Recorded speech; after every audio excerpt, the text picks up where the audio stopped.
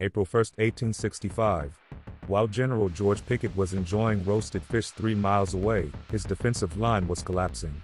In less than 3 hours, a third of his 9,200 men would be captured or killed. Petersburg would fall the next day. Richmond would be evacuated. And 8 days later, Robert E. Lee would surrender his sword to Ulysses S. Grant at Appomattox. All because one general decided to have lunch. But here's what most people don't know. Five Forks wasn't just about a poorly chosen fish. It was the perfect execution of a strategy Grant had been refining for 9 months. It was the moment Grant's brutal patience finally broke Lee's last line of defense. And it was the day 2 military careers spectacularly imploded, one through negligence, the other through cruelty. Stay until the end, because I'm going to show you exactly how Grant orchestrated the final blow that ended the Civil War, and why the Union's most important victory ended in one of the greatest military injustices in American history. To understand Five Forks, you need to understand what Grant had been doing at Petersburg since June 1864. 9 months. 292 days of siege. Grant had a simple but brilliant plan, to use his superior numbers to stretch the Confederate lines further and further west. With every move, Lee was forced to spread his men thinner and thinner along an increasingly long defensive line. It was like stretching a rubber band. Grant knew that eventually something would break. By March 1865, Lee had about 50,000 hungry, exhausted men defending 40 miles of line. Grant had 120,000 well-fed, well-equipped soldiers. Grant set his sights on Five Forks, an intersection of 5 roads. Five Forks controlled access to the South Side Railroad, the only supply line keeping Lee's army alive. If Grant captured Five Forks, he would cut that railroad. And Lee would have only 2 options, surrender or evacuate. Lee knew this. That's why he gathered a mobile force of 10,600 men under General George Pickett and ordered, hold Five Forks at all costs. But Grant didn't send just any commander to Five Forks. He sent his caged tiger, a man known for his relentless aggression and explosive temper. Philip Sheridan was 5 feet 5 inches tall with a gigantic reputation. Grant had sent him to the Shenandoah Valley in 1864 with specific instructions, destroy everything that could feed Lee's army. Now, in March 1865, Grant brought Sheridan back with 9,000 cavalrymen with one mission, to take Five Forks. Grant gave Sheridan command over the entire operation, including the V Corps infantry under General Governor K. Warren. But Grant also gave Sheridan something extraordinary, verbal authorization to dismiss Warren if he deemed it necessary. It was an extreme measure. Grant knew both men. Sheridan was aggressive. Warren was meticulous and cautious. On March 31st, Sheridan's forces reached Dinwiddie Courthouse and found Pickett waiting for them. The battle was brutal. Pickett actually pushed Sheridan's cavalry back. But Sheridan did not retreat.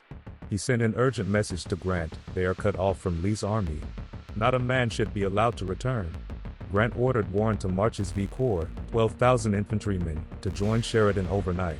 During the afternoon of April 1st, a calm settled over the battlefield. Pickett and his men had retreated to Five Forks and built a defensive line. Pickett believed he had time. His patrols reported only Sheridan's cavalry in front of him.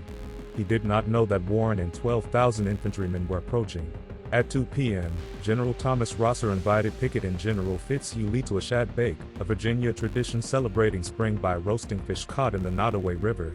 Pickett accepted. He and Fitzhugh Lee rode 3 miles behind the lines. And here's the shocking detail, Pickett failed to inform any of his subordinates where he would be or when he would return. At 4:15 p.m., Sheridan launched the attack. Sheridan's cavalry pressed the entire Confederate front to pin them in place. Simultaneously, Warren launched the entire V Corps against the Confederate left flank, exactly where Pickett had negligently left his men most vulnerable. On the Confederate side, chaos immediately reigned. But there was no one in command to report to. Pickett was eating fish. And here's the detail that turns tragedy into farce. A dense forest lay between Five Forks and Rosser's camp. This forest created an acoustic shadow, a rare phenomenon where the sounds of battle dissipate among the trees. Pickett, Fitzhugh Lee, and Rosser could not hear the battle. When Pickett galloped back to Five Forks, he found Federal infantry blocking his path. He rode Indian style, with his head down behind his horse's neck, through a hail of Federal bullets. When he finally reached his troops, the Confederate line was already crumbling. Sheridan's maps were wrong, and the initial confusion gave Sheridan a pretext. He personally led a charge that broke through the Confederate flank. The Confederates tried to organize a new defensive line, but it was futile. Warren's 3rd Division attacked from the rear while Sheridan's cavalry swept the other flank. By 6:45 p.m., the entire Confederate resistance had collapsed. Pickett tried to mount a last stand, but it was quickly overwhelmed. A third of his force, nearly 3,000 men, was captured or killed in less than 3 hours. Federal casualties? Just over 800.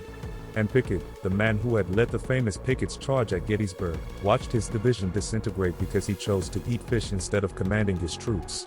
But in the midst of this overwhelming victory, Sheridan was about to commit an act that would stain his triumph and destroy the career of a war hero.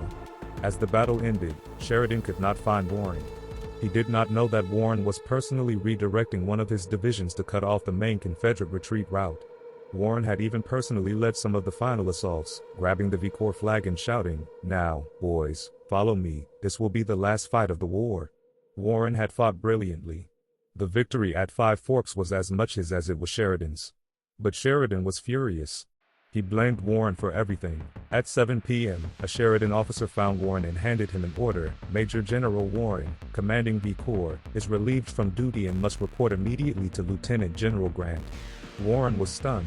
He rode up to Sheridan and pleaded for him to reconsider. Sheridan's reply? "Hell, I don't reconsider my decisions. Obey the order." With that, Warren's career with the Army of the Potomac was over. Warren spent the next 17 years and 7 months fighting to clear his name. Finally, a court of inquiry determined that Sheridan's dismissal was unjustified. But vindication came too late. Warren died 3 months before the findings were made public. When Grant received news of the victory at Five Forks, he acted immediately. He ordered a general assault along the entire Petersburg line for the next morning, April 2nd, at 4 a.m. On Sunday, April 2, 1865, the Confederate lines that had held for 292 days were breached. Lee sent an urgent message to President Jefferson Davis: Petersburg and Richmond must be evacuated. That night, Lee withdrew his army. On April 3, Federal forces entered Petersburg and Richmond. Lee planned to link up with General Joseph E. Johnston's army and continue fighting. But Grant relentlessly pursued. Surrounded on 3 sides, out of supplies, Lee finally had no choice. On April 9, 1865, just 8 days after Five Forks, Robert E. Lee surrendered his sword to Ulysses S. Grant at Appomattox Courthouse. The American Civil War was over. Five Forks was called the Waterloo of the Confederacy. It was the battle that broke the back of Lee's army and forced the end of the bloodiest war in American history. But it was also the battle where one general ate fish while his army was destroyed, and where another general won brilliantly and was unjustly dismissed at the moment of his triumph.